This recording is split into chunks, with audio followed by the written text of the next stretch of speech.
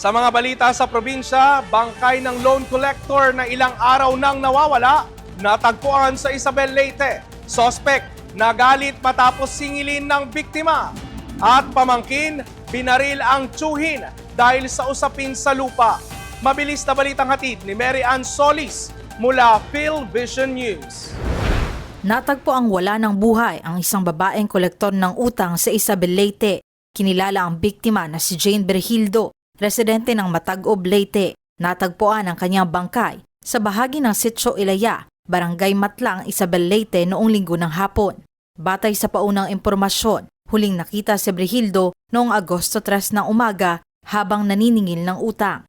Sa salaysay ng suspect na kliyente ng biktima, nagalit umano siya kay Berhildo matapos siyang singilin ng 150 pesos na hulog at papirmahin ng demand letter.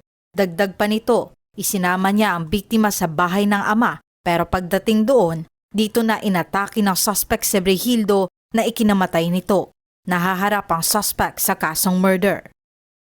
Sugatan ng isang 47 anyos na magsasaka matapos barilin ng kanyang pamangkin sa bayan ng Ibahay.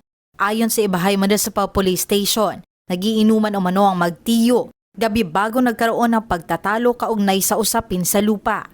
Sa kasagsagan umano ng pagtatalo, kinuha ng suspect ang kalibre 45 na baril ng kanyang tiyuhin at nagpaputok dahilan para tamaan sa kaliwang hita ang biktima.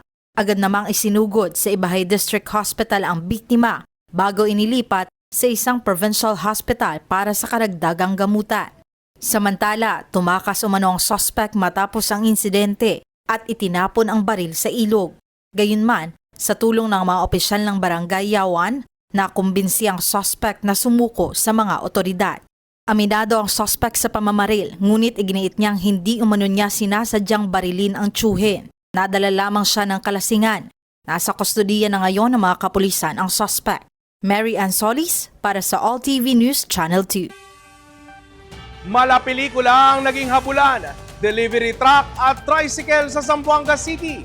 Matapos itakbo umano ng dalawang lalaki ang isang sakong bigas mula sa isang delivery truck.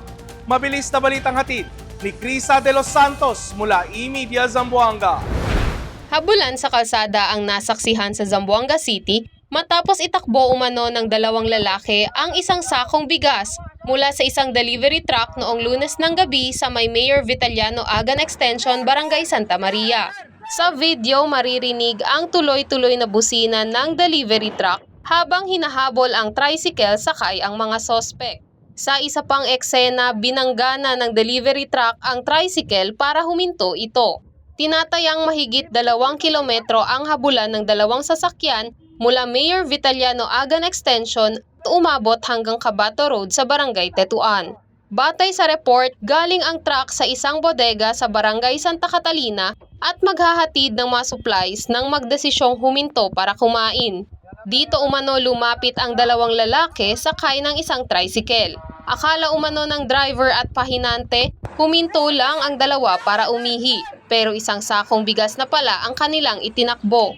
Naaresto ang mga sospek ng mga pulis ng Police Station 6 sa Tetuan. Sa tulong ng mga barangay tanod, nakuha rin ang itinakbo umanong isang sakong bigas. Patuloy namang iniimbestigahan ng pulisya ang insidente at inihahanda ang kasong isasampa laban sa mga sospek. Crisa de los Santos para sa All TV News Channel 2. Viral ngayon sa social media ang isang basketball court na ginawang swimming pool. Hindi ito bagong resort ha. May mga bata kasing hindi napigilang mag-swimming. Paalala po na hindi ligtas ang lumangoy sa baha, lalo't samot-saring sakit ang maaaring makuha. Mistulang instant swimming pool ang basketball court na ito. Dahil sa lakas ng ulan makaraan, lumubog sa tubig ang basketball court sa San Pedro City Plaza sa Laguna. Walang entrance fee, walang lifeguard, pero may mga batang game na game sa paglangoy. Sa viral video ni Adrian Casantusan, makikita ang 4 na bata na todo enjoy sa pag-swimming sa court. May sumisid, may nag-dive, para bang nasa beach lang. Beat the heat ang vibes na para bang summer. Never mind the bagyo. Pero habang enjoy ang mga bata sa tubig, iba naman ang nangyari sa basketball ring. Sa video ni Kuya Mooboy, makikita ang basketball ring na pinatumba ng malakas na hangin. Makikita rin na ginamitan na ng makina para madrain ang naipong tubig sa loob ng court. Pero bakit nga ba ganito karami ang tubig sa San Pedro City Plaza? Ayon sa nakausap ng All TV News mula sa San Pedro City LGU, may underground rainwater retention system kasi doon na kayang magkolekta ng tubig at maiwasan ang biglaang pagbaha sa mismong paligid ng plaza na nasa sentro pa naman ng lungsod. Pero sa mga bagets na excited mag-swimming, mag-ingat sa tubig baha dahil ang basketball court para sa basketball, hindi sa backstroke. At yan ang mga balita ngayong umaga. Para sa iba pang balitang mabibilis, bisitahin ang aming website, alltv.ph/news. I-like at i-follow din ang aming social media accounts para laging updated. Ako po si Ralph Lopez. Magandang umaga.